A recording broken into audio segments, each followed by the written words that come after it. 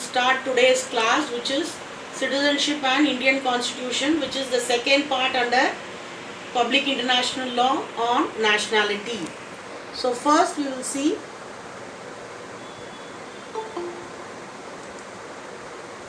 what is citizenship.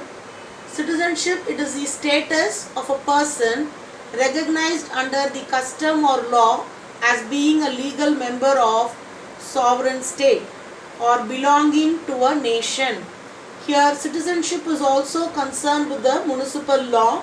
It guarantees the person to enjoy certain civil and political rights, and it carries certain advantages conferred by the Constitution under Part 2 of the Indian Constitution.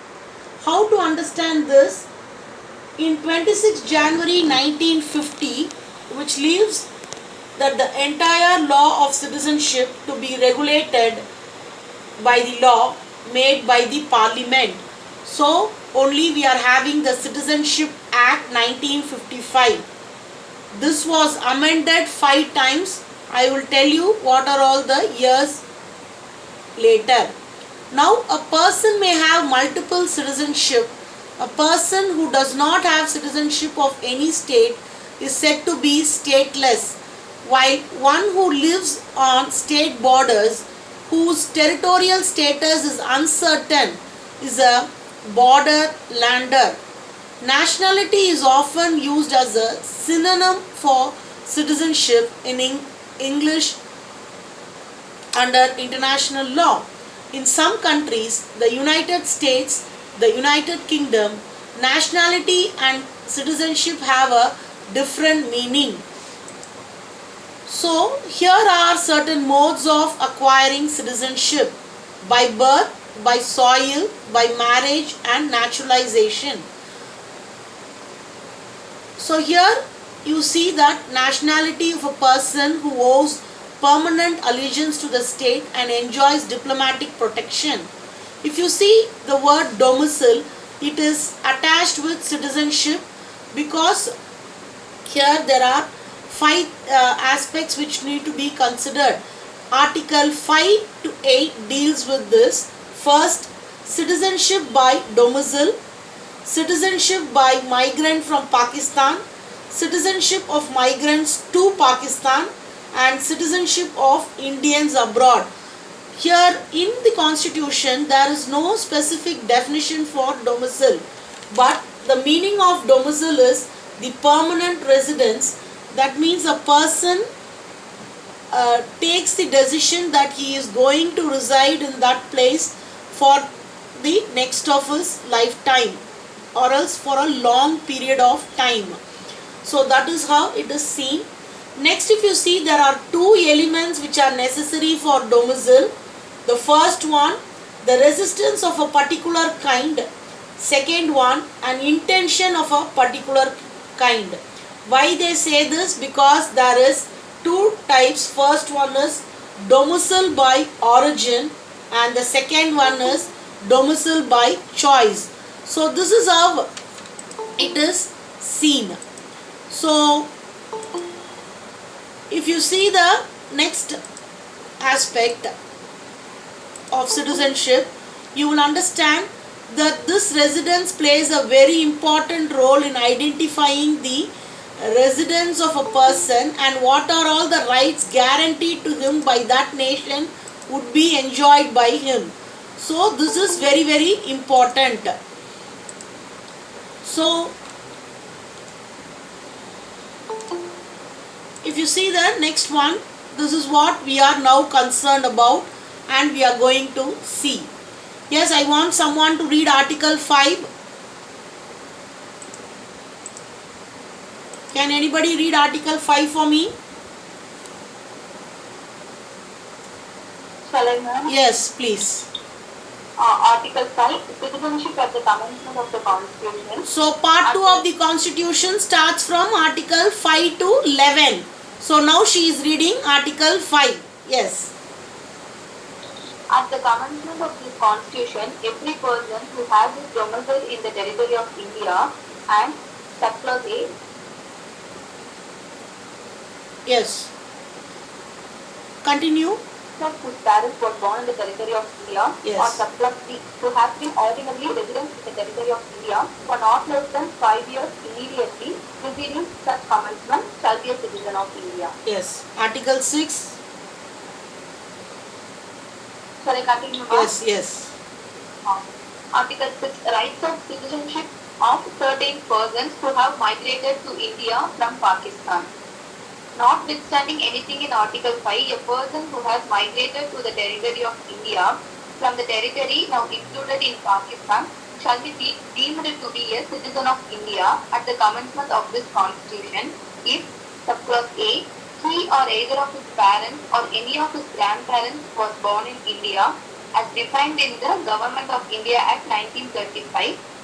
Subclause B, in the case where such person has so migrated before the 19th day of July 1948, he has been ordinarily resident in the territory of India since the date of his migration, or in the case where such person has so migrated on or after the 19th day of July 1948, he has been registered as a citizen of India by an officer appointed in their behalf by the government of the Dominion of India on an application made by him, therefore to such officer before the commencement of this constitution in the form and manner prescribed by the government, provided that no person shall be so registered unless he has been resident in the territory of India for at least 6 months immediately preceding the date of his application. Yes, thank you, Ma. So what we see in 5 and 6 first we will see. So first 5 has conditions that is being imposed upon. The first one, who was born in the territory of India. Anywhere within the territory of India he should have been born. So he might have born in Madurai, or he might have born in Delhi, he might have born in Assam, or he might have born in Maharashtra. So whatsoever it is within the territory of India, his birth should have taken place. So second thing, if you see, either whose parents was born in the territory of India, either the father or the mother or both the parents are from India. Next, if you see, who have been ordinarily a resident in the territory of India for not less than 5 years. So initially these are the conditions that is said in the constitution, because this will certainly vary in the Citizenship Act. I will come to that later. Next, seeing Article 6, we understand that who are migrants to India. So first we will take this for a better understanding. So migrants to India. So the date, what is that fixed upon, and the conditions that is said. First one, he or she or either of his parents or grandparents were born in India. So the first time, as according to the Government of India Act 1935, they have fixed this. Second, you see, on the 19th day of July 1948, he has been ordinarily a resident in the territory of India since the day of his migration. So it should be in 19th July 1948. He should have migrated before that date and he should have been residing. So at least for 6 months is the period of time which they are explaining. Next, if you see, person who migrated on or after the 19th day of July 1948, what condition they need to fulfill? They need to register themselves as citizen of India by an officer appointed on behalf by the government of in the Dominion of India, or an application made by him to such officer, because the authority who has been given the responsibility to take in, that is what is the condition that is said, in the form and the manner prescribed by the government. So as according to the government norms, he has to enroll or get registered himself. Here they are saying, see, so registered unless he has been a resident in the territory of India for 6 months. So this is the 6 months period which I was mentioning earlier.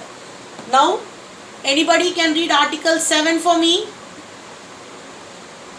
Ma'am? Yes. Yes. Section 7, rights to citizenship of certain migrants to Pakistan. So here it is migrants to Pakistan. Understand the difference. That is, earlier it was migrated to India who came from Pakistan to India. Here it is migrants to Pakistan. From India they want to go to the Pakistan. Yes.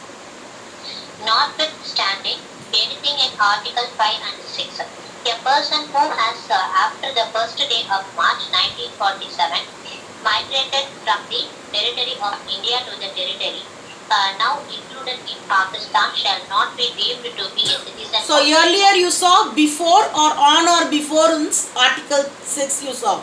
But in 7 they are saying it clearly, see, after. After the first day of March 1947. Yes. Provided that nothing in this article shall apply to a person who, after having so migrated to the territory now included in Pakistan, has returned to the territory of India under a permit for resettlement or permanent return issued by or under the authority of any law, and every such person shall, for the purpose of Class B of Article 6, be deemed to have migrated to the territory of India after the 19th day of July 1948. So 1 year time period which was in between has to be taken into consideration. So here when they are going to come after 1947, whether they are fulfilling the Article 6 had to be seen.